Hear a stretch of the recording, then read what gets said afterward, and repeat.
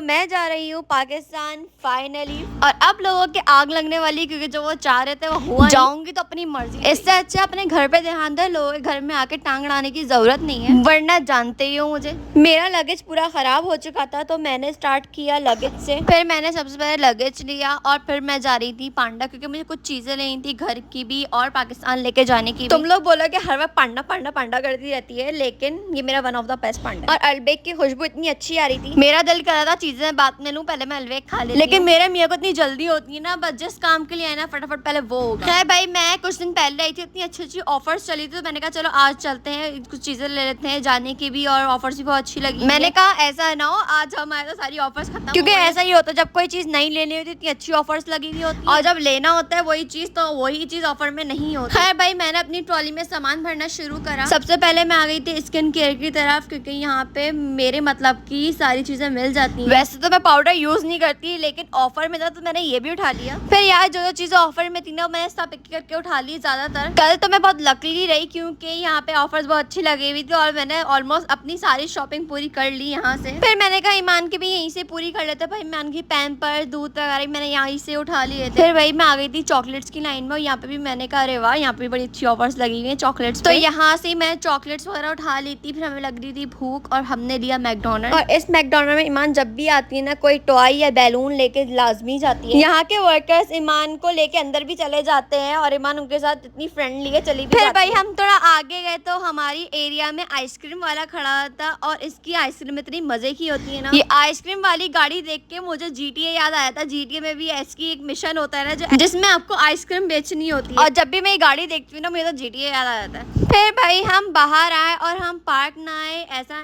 Impossible है, और हम यहाँ पर आते हैं, यहाँ पे भी एक आइसक्रीम की गाड़ी खड़ी हुई थी। वैसे अब तो गर्मी है, आपको जगह जगह पे ऐसी गाड़ियाँ दिखेंगी। फिर भाई अल्हम्दुलिल्लाह मेरी बच्ची ने चलना शुरू कर दिया है, तो अब मैं पार्क में इसको छोड़ देती हूँ, ये गिरती है चलती है, गिरती है चलती है, और ऐसे ही चलना सीखेगी। फिर भाई इसकी फेवरेट स्लाइड है ये, इसको किसी झूले से मतलब नहीं है, इसको ये स्लाइड 100 बार भी करवा लोगे ना ये कर लेगी, इतनी खुशी खुशी ये स्लाइड करती है। हम घर से निकल नहीं सकते क्योंकि हमारे घर के सामने पार्क है, और अगर हम ईमान को घर से निकलते ही पार्क लेके नहीं गए ना, इसने गाड़ी में ही रोना गाना शुरू कर देना। फिर इसको स्लाइड से उठा के स्विंग की तरफ लेकर आके चलो इसमें थोड़ा झूला झुला देंगे, लेकिन बच्चे काफी देर से झूल रहे थे और ईमान भी नींद में हुई थी। मैंने कहा छोड़ो, इसको कल लेकर आ जाएंगे हम। एनीवे, कुछ दिन बाद इंशाल्लाह हम पाकिस्तान में मिलेंगे। बाय बाय, अल्लाह।